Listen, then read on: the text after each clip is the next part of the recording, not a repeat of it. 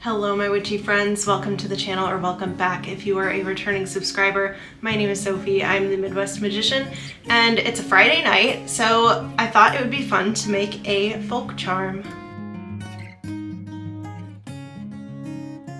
I was originally going to make this as kind of like a door hanger charm, however, I'm using this super tiny little horseshoe. If you saw my Chicago vlog, I got this at the Sideshow Gallery in Chicago.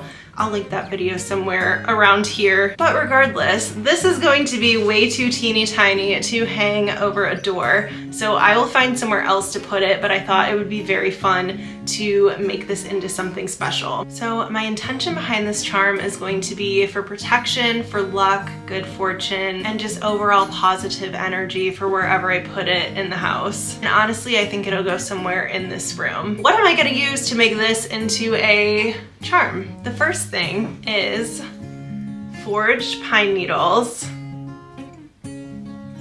I actually took that from this giant branch. I sustainably harvested this. I found it on a walk in October and it has been drying out ever since then. I need to find a good place to put it because the cats keep trying to eat it. So pine needles are often used in folk magic to kind of ward off negativity. They're believed to bring in protection, peace, and to cleanse an area from any negative energies. The next piece of the puzzle is going to be red yarn, and if you are a budget witch like I am, my best tip for you is to go to your local thrift store and see if they have a little crafting section. Usually at my thrift store, it is the messiest area ever, but I sat there and I sorted through everything and I got this giant unused spool of yarn. Is it a spool?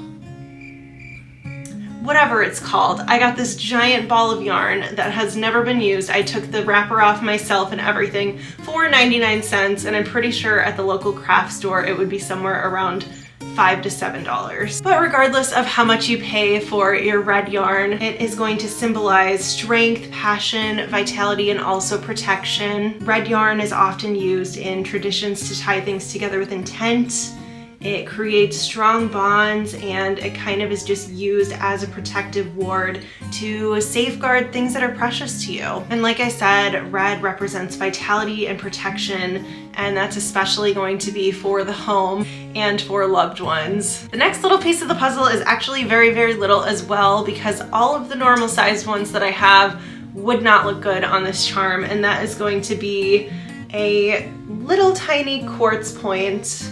And the quartz is going to symbolize clarity, healing, and it's going to kind of just amplify all of the energy that we're putting into this charm. Historically, quartz has been used to kind of purify energy in a space, and I personally love to use it as a way to kind of amplify and put a microphone onto whatever you're working on. And last but certainly not least is going to be the horseshoe, the main star of the event. So our mini horseshoe is going to be for good luck, prosperity, and since it is made of iron, it's going to also be a great protective ward. And historically, in many cultures, hanging a horseshoe over the door is thought to bring in good luck and shield the home from misfortune. Again, I'm not going to be hanging this over a door. It's just gonna look too small and kind of silly, but I will find somewhere that will suffice. The only other thing that I'm going to use for this charm is just some hot glue to hold all of the pieces together. But let's go ahead, we'll start assembling, and I'll kind of talk through the whole process.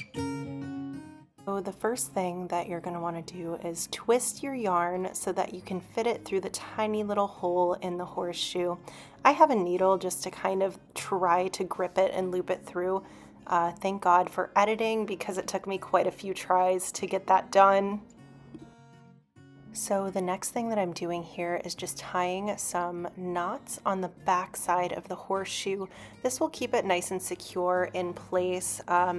I think it's easier to do the part that's going to be hanging first, just because that will already be done, and then we can decorate and add everything else instead of messing everything up trying to do this part at the very end. So I would definitely recommend getting your hanging portion done first and foremost. And as you can see, I'm just doing the same thing on the other side.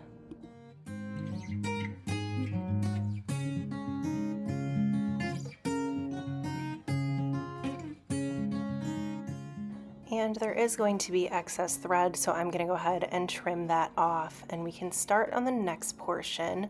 I kind of didn't want to just leave it as is for the top. I wanted to grab some more red yarn and kind of wrap it around the loose string all the way up to the top of the horseshoe. So as you'll see, I just do a little dab of hot glue, and then I will go ahead and wrap that all the way up to the very top. And I'm going to do that on both sides of the horseshoe as well.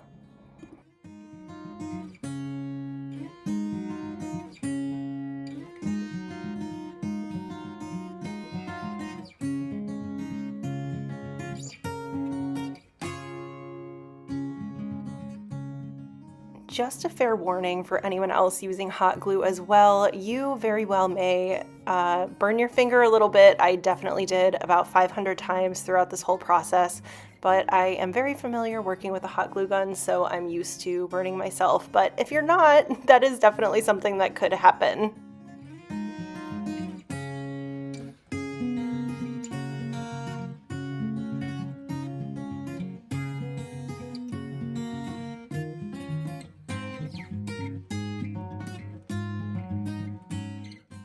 And again, we're just gonna go ahead and trim any excess yarn. Look at how cute it is already.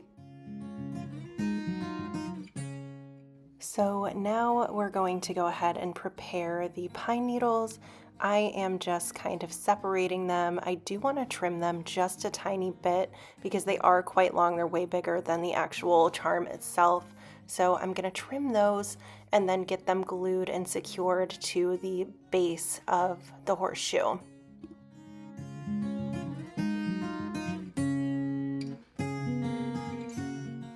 And at this time, I'm not super concerned about being as neat and tidy as possible because I do plan to add some more yarn and we have to get the crystal on there as well. So this is really just to be securing the pine needles, and you can be a little bit sloppy like I am.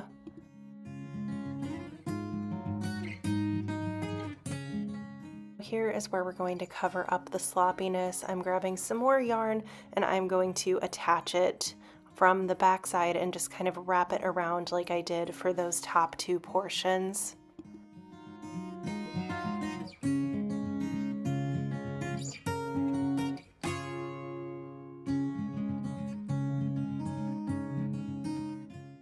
All right, and now we're going to go ahead and secure our crystal with a dab of hot glue, and just like the pine needles, we don't have to worry about being super tidy because we are going to come back over this portion in just a little bit. And at this point, you could omit this step altogether, but I kind of wanted the pine needles to be upturned just a tiny bit, so I did glue them to kind of be facing upwards with the horseshoe.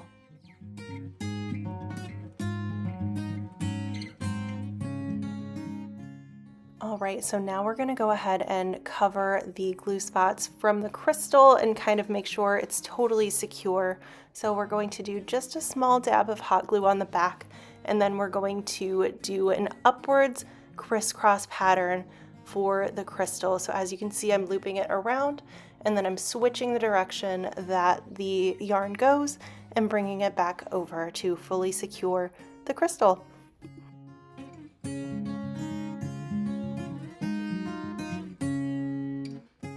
And as we did with the other yarn, we can go ahead and trim the excess, but that will about do it. There's our folk charm.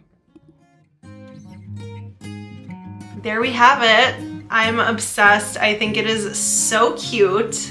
It's so dainty. It kind of like, I don't know, I could have probably cut these a little bit shorter, but I don't want to go back and cut them now and then be disappointed that I cut them shorter. So this is what we're working with here.